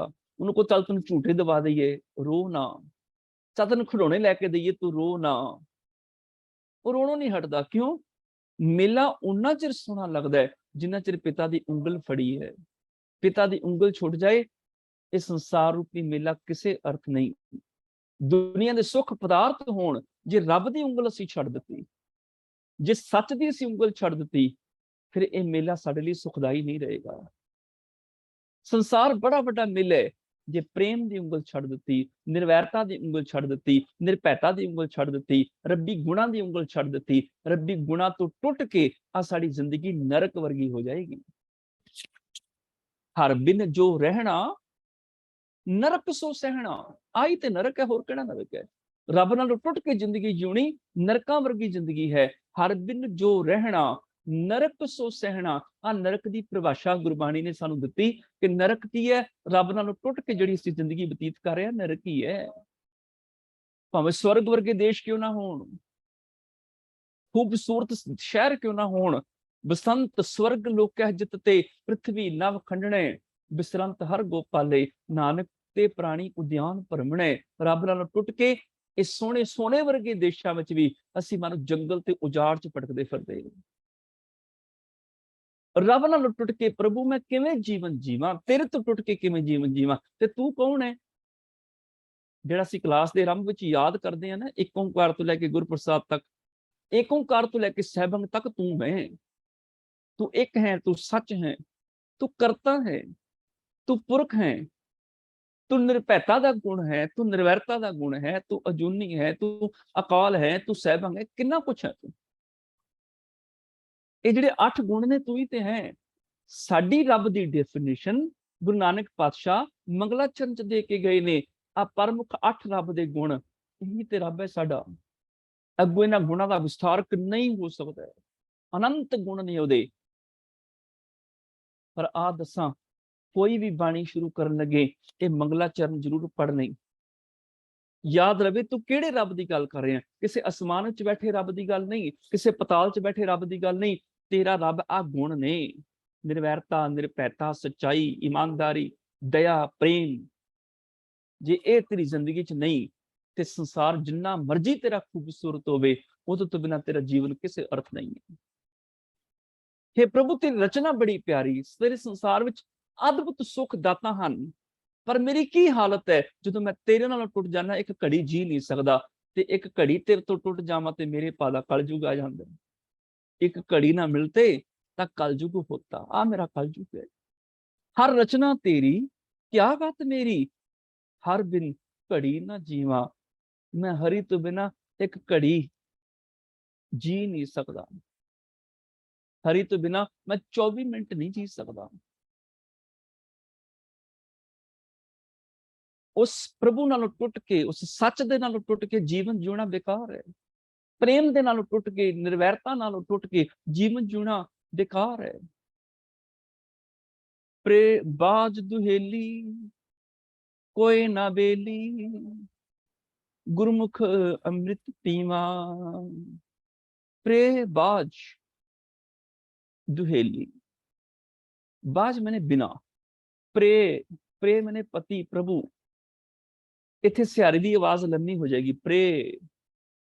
क्योंकि जो एड़ा मुक्ता आ जाता है अखीर दे विच, उस तो पहले लग दी आवाज लम्मी हो जाती है। जिवें 6 घर छे दी आवाज लम्मी हो गई। तिथै लो लो आकार, लले होड़ा एड़ा, होड़े की आवाज लम्मी हो गई। लो लो इदां ही इत्थे सियारी रारे नूं है पैरी अखर वाले नूं, उस सियारी की आवाज लम्मी हो जाएगी। प्रे बाज दुहेली कोई ना बेली, उस प्रभु तो, उस सच तो, उस प्रेम तो। ये सच सबना का खसम है, वो है खसम साडा सच। उहदे तो बिना जी पत्नी है ना जीव, आ जीव जिहड़ा है उस खसम तो बिना अधूरा है। जिवें स्त्री पति तो बिना अधूरी है, दुखी है, पति करना है तो दुखी है, उदां ही आ जीव जिहड़ा है ना उस प्रभु तो बिना अधूरा है ते दुखी है। आ स्त्री रूप जिहड़ा जीव है ना, इस जीव ਨੂੰ ਇਸਤਰੀ रूप ਤਾਂ किया गया है, गुरु साहब जी ने पति ते पत्नी की उदाहरण ले ली कि जिवें पत्नी पति तो बिना अधूरी है, उदां ए जीव तू रब तो बिना अधूरा है। जे तेरी जिंदगी च सच खसम नहीं ना आया ते सच खसम तो बिना तेरा जीवन व्यर्थ है, अधूरा है। प्रे बाज दुहेली, ये जिहड़ी जीव स्त्री है, स्त्री रूप जिहड़ा जीव है, ये पति तो बिना दुखी है। कोई ना बेली, ਇਹਦਾ कोई बेली बनने ਨੂੰ ਤਿਆਰ नहीं, ਇਹਦਾ कोई साथी मददगार बनने ਨੂੰ ਤਿਆਰ नहीं, क्योंकि मदद ते प्रभु ने करनी है, प्रभु तो बिना कोई मददगार नहीं है। राखा एक हमारा स्वामी सगल टाका अंतरजामी, इको रखवाला है बस साडा, होर कौन रखवाला हो सकता है? होर कोई भी नहीं है, होर कोई साथ देने वाला नहीं, साथी ते इको ही है। मैं अंधले की टेक, तेरा नाम खुंदकारा, मैं गरीब, मैं मस्कीन, तेरा नाम है आधार, तू ही मेरा आसरा, तेरे तो बिना कौन आसरा है। प्रेबाज दुहेली कोई ना बेली, गुरमुख अमृत पीवा, गुरु वाला बन के। सचमुच प्रभु तो बिना जीव दे कोल जिन्ने मर्जी सुख होना, वो दुखी दुखी है। जिन्ने मर्जी सुख आ जान, पदार्थां दे नाल कदी सुख नहीं आंदा। पदार्थ सिर्फ सहूलतां दिंदे ने, पदार्थ जिहड़े ने सहूलतां दिंदे ने, सुख नहीं दिंदे। ਅਸੀਂ ਸੋਚਦੇ ਹਾਂ ਪਦਾਰਥਾਂ ਚੋਂ ਸੁੱਖ ਮਿਲੇਗਾ, ਅਸੀਂ ਪਦਾਰਥ ਇਕੱਠੇ ਕਰਨ ਲੱਗ ਜਾਂਦੇ ਹਾਂ। ਕੋਈ ਮਾਇਆ ਦੇ ਨਾਲ 36 ਪ੍ਰਕਾਰ ਦੇ ਭੋਜਨ ਤੇ ਖਰੀਦ ਕੇ ਰੱਖ ਸਕਦਾ ਹੈ, ਪਰ ਭੁੱਖ ਤੇ ਨਹੀਂ ਖਰੀਦੀ ਜਾ ਸਕਦੀ ਨਾ। ਸੁੱਖ ਤੇ ਤਾਂ ਜੇ ਭੁੱਖ ਲੱਗੀ ਹੋਵੇ ਤੇ ਬੰਦਾ ਖਾਏ। ਕਈ ਵਾਰੀ ਭੁੱਖ ਵੀ ਲੱਗੀ ਹੁੰਦੀ ਹੈ, ਡਾਕਟਰ ਕਹਿ ਦਿੰਦਾ ਤੂੰ ਮਿੱਠਾ ਨਹੀਂ ਖਾ ਸਕਦਾ, ਤੂੰ ਖੱਟਾ ਨਹੀਂ ਖਾ ਸਕਦਾ, ਤੂੰ ਤਲੀਆਂ ਚੀਜ਼ਾਂ ਨਹੀਂ ਖਾ ਸਕਦਾ, ਤੂੰ ਨਮਕ ਨਹੀਂ ਖਾ ਸਕਦਾ। ਹੁਣ ਤੇ ਰਸੋਈ 'ਚ ਮਿਰਚਾਂ ਹੀ ਬਚੀਆਂ ਨੇ ਨਾ, ਡਾਕਟਰ ਕਹਿੰਦਾ ਤੂੰ ਮਿਰਚਾਂ ਵੀ ਨਹੀਂ ਖਾ ਸਕਦਾ, खराब करनी है, किथे जाए। सहूलत है माया, भोजन सहूलत है, सुख नहीं। सुख तां जे भोजन पचा सके। माया नाल कोई बैड खरीद सकता है, एसी लगा सकता है कमरे च, डनलप दे गद्दे विछा सकता है। सहूलत है। सुख ते तां जे रात नींद आए, जे नींद ही ना आए, चिंता फिक्रां पासे परतदा रहे, फिर सुख कादा? सहूलत है ना। माया दे नाल दवाइयां खरीदियां जा सकदियां ने, तंदुरुस्ती नहीं। माया दे नाल नौकर खरीदे जा सकते ने, मित्र नहीं।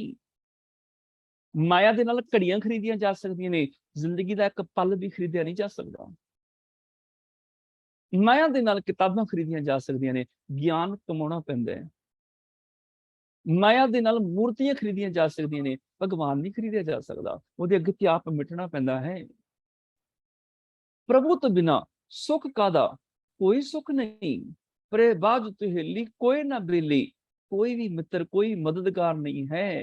गुरमुख अमृत पीवा, हाँ जिस दिन गुरु दी शरण विच पै के, गुरु दा उपदेश लैके मैं तेरा नाम अमृत पींदा हाँ, आत्मिक जिंदगी देने वाला जल पींदा हाँ, जिहड़ा मैनूं आत्मिक तौर ते जिंदा कर दिंदा है, मैनूं आत्मिक तौर ते जीवन दे दिंदा है।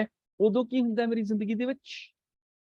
रचना राच रहे निरंकारी, प्रभ मन कर्म सुकर्मा। रचना राच रहे निरंकारी। प्रभ इत्थे प्रभ संबोधन रूप च आ गया है। प्रभु मन कर्म सुकर्मा। इत्थे प्रभ दे भव्य नूं तां औंकड़ नहीं आई, अगे संबंध की आ गया नूं, प्रभु नूं मन च वसाना। रचना राच रहे निरंकारी, उस निरंकार की रचना च असीं रच गए, ਉਹਦੇ ਪਦਾਰਥਾਂ ਵਿੱਚ ਉਲਝ ਕੇ ਰਹਿ ਗਏ, ਪਦਾਰਥਾਂ ਵਿੱਚੋਂ ਆਤਮਿਕ ਸੁਖ ਲੱਭਦੇ ਰਹੇ। ਪਰ ਸੁੱਖ ਕਿੱਥੋਂ ਮਿਲੇਗਾ? ਪ੍ਰਭ ਮਨ ਕਰਮ ਸੁਕਰਮਾ। ਪ੍ਰਭੂ ਨੂੰ ਮਨ ਵਿੱਚ ਵਸਾਉਣ ਦੇ ਨਾਲ ਜਦੋਂ ਸਾਡੇ ਕਰਮ ਸੁਕਰਮ ਹੋ ਜਾਣਗੇ, ਚੰਗੇ ਕਰਮ ਹੋ ਜਾਣਗੇ, ਉਹ ਚੰਗੇ ਕਰਮ ਚੰਗੀਆਂ ਆਦਤਾਂ ਬਣ ਕੇ ਸਾਨੂੰ ਸੁੱਖ ਤੇ ਆਨੰਦ ਦੇ ਦੇਣਗੇ। ਅਸਲ 'ਚ ਪ੍ਰਭੂ ਨੂੰ ਮਨ ਵਿੱਚ ਵਸਾਉਣਾ ਹੀ ਸਾਰਿਆਂ ਕਰਮਾਂ ਚੋਂ ਸ੍ਰੇਸ਼ਟ ਕਰਮ ਹੈ, ਸਭ ਤੋਂ ਵਧੀਆ ਕਰਮ ਹੈ। ਪ੍ਰਭ ਮਨ ਕਰਮ ਸੁਕਰਮਾ। ਪ੍ਰਭੂ ਨੂੰ ਮਨ ਵਿੱਚ ਵਸਾਉਣਾ ਕਰਮ ਸੁਕਰਮਾ ਸਾਰਿਆਂ ਕਰਮਾਂ ਤੋਂ ਸ੍ਰੇਸ਼ਟ ਕਰਮ ਹੈ।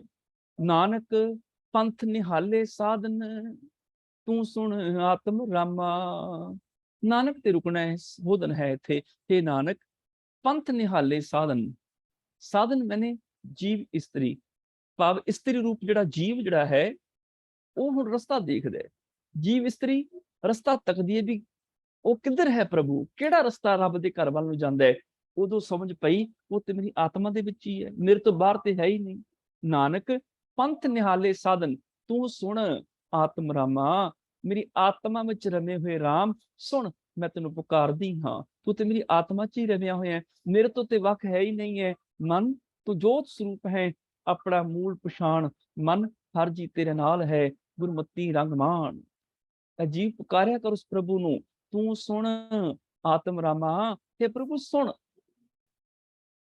ਮੇਰੀ ਆਤਮਾ ਵਿੱਚ ਰਮੇ ਹੋਏ ਰਾਮ ਸੁਣ, ਮੈਂ ਤੇਰੇ ਅੱਗੇ ਹੀ ਪੁਕਾਰ ਕਰਾਂਗੀ ਕਿ ਤੇਰੇ ਨਾਲ ਮੇਰਾ ਮਿਲਾਪ ਹੋ ਜਾਏ, ਮੈਂ ਤੈਨੂੰ ਪ੍ਰਾਪਤ ਕਰ ਸਕਾਂ। ਅਖੀਰਲੇ ਬਚਨ, ਨਾਨਕ ਪੰਥ ਨਿਹਾਲੇ ਸਾਧਨ, ਤੂੰ ਸੁਣ ਆਤਮ ਰਾਮਾ। हे ਨਾਨਕ ਕਹਿ ਕਿ ਜੀਵ ਇਸਤਰੀ ਜਿਹੜੀ ਆਖਦੀ ਹੈ ਪੰਥ ਨਿਹਾਲੇ ਸਾਧਨ, ਰੱਬ ਦੇ ਘਰ ਦਾ ਰਸਤਾ ਦੇਖ ਰਹੀ ਹੈ ਜੀਵ ਇਸਤਰੀ। ਜੀਵ ਇਸਤਰੀ ਤੇਰਾ ਰਾਹ ਤੱਕ ਰਹੀ ਹੈ, ਤੂੰ ਸੁਣ ਆਤਮ ਰਾਮਾ। ਪਰ हे ਪ੍ਰਭੂ ਤੂੰ ਤੇ ਸਾਰਿਆਂ ਵਿੱਚ ਰਮਿਆ ਹੋਇਆ, ਜਿੰਨੀਆਂ ਆਤਮਾਵਾਂ ਨੇ ਸਾਰਿਆਂ 'ਚ ਤੂੰ ਹੀ ਰਮਿਆ ਹੋਇਆ। ਹਰ ਆਤਮ ਰਾਮ ਪਸਾਰਿਆ ਸੁਆਮੀ, ਸਰਬ ਰਿਆ ਭਰਪੂਰੇ। ਅੰਤਰ ਬਾਹਰ ਹਰ ਪ੍ਰਭ ਏਕੋ, ਮਿਲ ਹਰ ਜਨ ਮੰਗਲ ਗਾਏ। ਤੂੰ ਤੇ ਹਰ ਥਾਂ ਤੇ ਹੀ ਹੈ। ਬ੍ਰਹਮ ਦਿਸੈ ਬ੍ਰਹਮ ਸੁਣੀਐ, ਏਕ ਏਕ ਵਖਾਣੀਐ। ਆਤਮ ਪਸਾਰਾ ਕਰਨੇ ਹਾਰਾ, ਪ੍ਰਭ ਬਿਨਾ ਨਹੀਂ ਜਾਣੀਐ। ਮੈਂ ਰਸਤਾ ਲੱਭਦੀ ਫਿਰਦੀ ਹਾਂ, ਪਰ ਸਾਰੇ ਰਸਤੇ ਤੇਰੇ ਵੱਲ ਹੀ ਤਿਆਰੇ ਨੇ। ਮੈਂ ਅੰਦਰ ਜਾਂਦੀ ਹਾਂ, ਤੂੰ ਮੇਰੀ ਅੰਦਰ ਆਤਮਾ 'ਚ ਰਾਮ ਰਮਿਆ। ਦੂਜੇ ਵੱਲ ਦੇਖਦੀ ਹਾਂ, ਉਹਦੀ ਆਤਮਾ 'ਚ ਤੂੰ ਰਮਿਆ ਹੋਇਆ ਰਾਮ ਹੈ। ਭਾਵ ਹਰ ਥਾਂ ਤੇ ਤੂੰ ਹੀ ਵਿਆਪਕ ਹੈ, ਤੇਰੇ ਤੋਂ ਬਿਨਾਂ ਇਸ ਜਗਤ ਵਿੱਚ ਕੋਈ ਨਹੀਂ ਹੈ, ਤੂੰ ਹੀ ਹਰ ਥਾਂ ਤੇ ਵਿਆਪ ਰਿਹਾ ਹੈ। ਇਸ ਤੋਂ ਅੱਗੇ ਸਤਿਗੁਰੂ ਗੁਰੂ ਨਾਨਕ ਪਾਤਸ਼ਾਹ ਜੀ ਜਿਹੜੇ ਬਚਨ ਕਰਨਗੇ, ਕਿਵੇਂ ਅਸੀਂ ਜੀਵ ਤੋਂ ਵਿਛੜੇ ਹੋਏ ਹਾਂ, ਉਸ ਪ੍ਰਭੂ ਤੋਂ ਵਿਛੜੇ ਹੋਏ ਹਾਂ, ਤੇ ਸਾਡਾ ਮਿਲਾਪ ਪ੍ਰਭੂ ਨਾਲ ਕਿਵੇਂ ਹੋਏਗਾ। ਇਹਨੇ ਹੀ ਬੇਨਤੀਆਂ ਪ੍ਰਵਾਨ ਕਰਨੀਆਂ ਹੋਈਆਂ, ਭੁੱਲਾਂ ਖਿਮਾ ਕਰ ਦੇਣੀਆਂ ਜੀ। ਦਾਸ ਦੀ ਹੁਣ ਇੱਥੇ ਕਪੂਰਥਲਾ ਰੇਲ ਕੋਚ ਫੈਕਟਰੀ ਵਿਖੇ ਹੁਣ ਸਮਾਗਮ ਚੱਲ ਰਿਹਾ ਹੈ, ਉੱਥੇ ਕਥਾ ਦੀ ਸੇਵਾ ਹੈ ਜੋ ਮੈਂ ਹੁਣ ਕਰਨ ਜਾ ਰਿਹਾ ਹਾਂ। ਮੇਰੇ ਪਾਸੋਂ ਹੋਈਆਂ ਭੁੱਲਾਂ ਖਿਮਾ ਕਰਨੀਆਂ ਜੀ। ਮਿਲ ਕੇ ਫਤਿਹ ਬੁਲਾਓ। ਵਾਹਿਗੁਰੂ ਜੀ ਕਾ ਖਾਲਸਾ, ਵਾਹਿਗੁਰੂ ਜੀ ਕੀ ਫਤਿਹ।